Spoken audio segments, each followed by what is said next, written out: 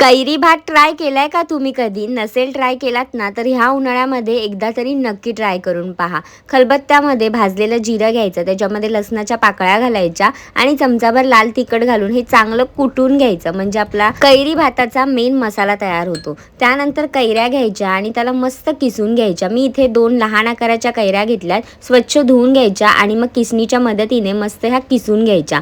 आता फोडणीसाठी कढई गरम करत ठेवायची, त्यामध्ये चमचाभर तेल घालायचं, तेलामध्ये मोहरी, कढीपत्त्याची पानं घालायची आणि तयार केलेला मसाला घालायचा. गॅसचा फ्लेम स्लो करायचा आणि हे मस्त मिक्स करून घ्यायचं.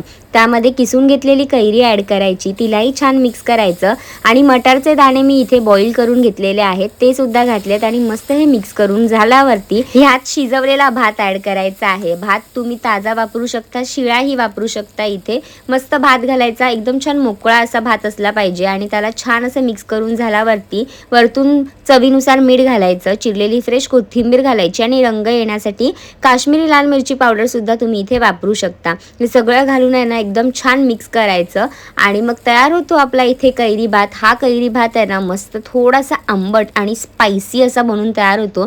तुम्ही सुद्धा हा नक्की ट्राय करून पहाच आणि फॉलो फॉर मोर रेसिपीज.